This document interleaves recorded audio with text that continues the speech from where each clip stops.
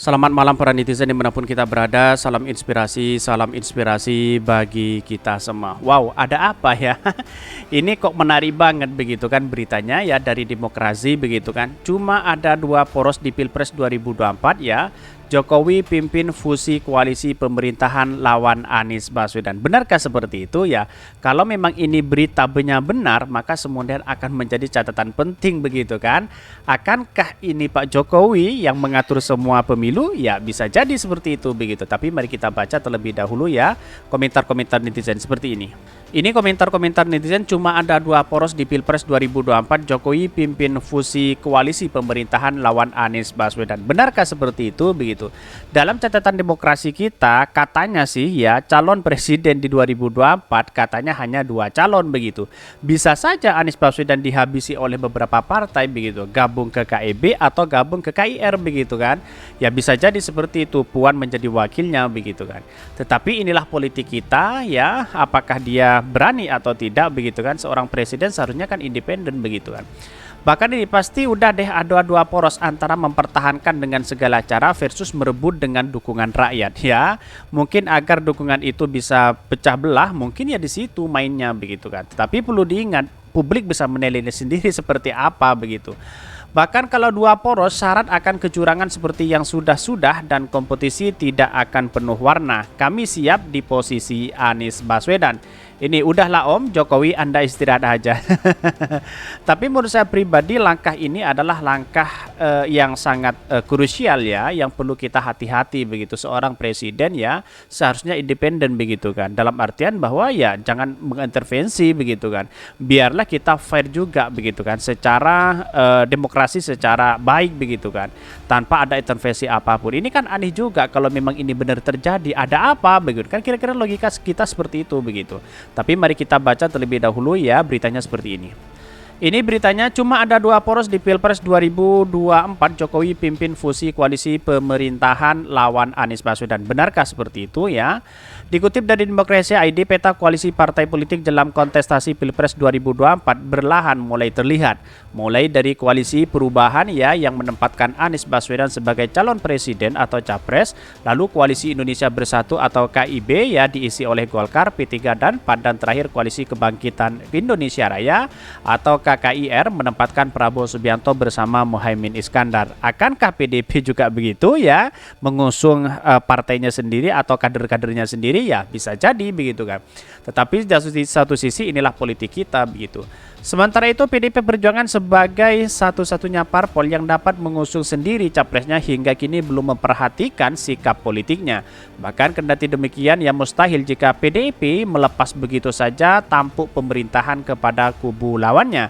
Bahkan pengamat politik sekaligus CEO Vander Foxfolia Center Research and Consulting ya, Pangi Sarwi Caniago memprediksi Presiden Jokowi bakal memimpin gabungan koalisi guna melanjutkan cita-cita yang sudah dibangun selama 2 periode berkuasa selama 10 tahun. Bahkan ya nampaknya Jokowi akan memimpin barisan fusi gabungan koalisi KIB, KKIR, dan PDIP yang merupakan representasi pemerintah Presiden Jokowi yang koalisi akan melanjutkan legasi pemerintahan Jokowi, kata Pangi saat dihubungi. Bahkan ya Jokowi untuk memuluskan rencana itu ya Pangi mengatakan kontestasi Pilpres 2024 akan didesain hanya untuk dua poros saja. Dua poros ini yang koalisi perubahan dan koalisi pemerintahan Presiden Joko Widodo. Wow, ada apa begitu kan? Ya bisa jadi Anies Baswedan dihabisi oleh beberapa partai, gabungan-gabungan partai begitu menjadi satu begitu kan.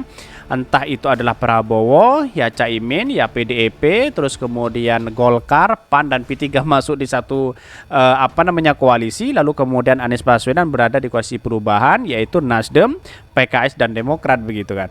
Ya kalau ini muncul ya tergantung rakyat yang menghendaki dari mana begitu kan. Rakyat yang punya kekuatan dan power begitu kan. Bukan hanya semerta-merta karena memang banyak gabungan ya dengan partai-partai lain yang kemudian diborong masuk di situ begitu kan, bagi-bagi jembatan dan jabatan dan sebagainya, ya bisa jadi seperti itu begitu. Bahkan ini nampaknya Jokowi akan mendesain dua poros dalam pertarungan kontestasi elektoral Pilpres 2024. Pertarungan dua poros dinilai menguntungkan kubu koalisi pemerintahan ketimbang harus saling menjatuhkan dalam pencari perolehan suara.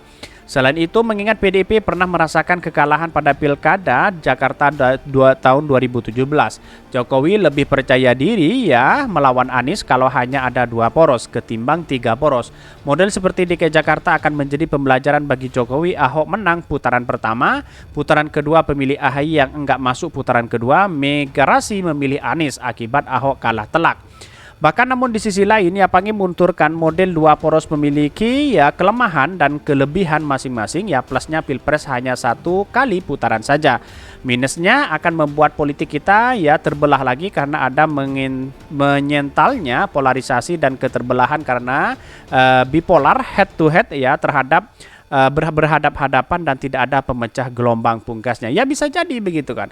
Kalau memang ada 4 poros misalnya, lalu kemudian ya PDIP, lalu kemudian KIB dan KKIR, lalu kemudian menjadi satu ya. Wallahu alam, akankah Anies Baswedan menang ya? Itu yang takutkan begitu kan. Kecuali Anies Baswedan bisa juga ya merilis atau memberikan satu statement dan juga memainkan strategi politik begitu kan ya. Pada akhirnya Anies Baswedan akan juga masuk dalam perangkap itu begitu ya. Mau tidak mau kita harus lawan begitu kan, antara dengan partai yang satu dengan partai yang lain begitu kan. Jadi artinya masyarakat yang menentukan bahwa kekuatan masyarakat ada di tangan rakyat itu sendiri begitu. Tetapi perlu diingat hal-hal seperti ini ya jangan dibiarkan terus-menerus bahwa dianggap bahwa Anies Baswedan pesimis. Ya optimis lah bahwa Anies Baswedan kira-kira menang begitu. Kecuali memang ya di di pemilihan kedua ya bisa jadi ya Anies Baswedan menang atau kalah karena bergabung kepada Pak Prabowo atau siapa begitu. Kira-kira seperti itu begitu. Mungkin itu ya yang kami sampaikan. Tonton terus channel Hodari Podcast Rakyat ini karena ada berita-berita menarik dan viral setiap harinya. Salam para netizen, salam inspirasi bagi kita semua. Jangan lupa di subscribe channel YouTube Hodari Podcast Rakyat ini.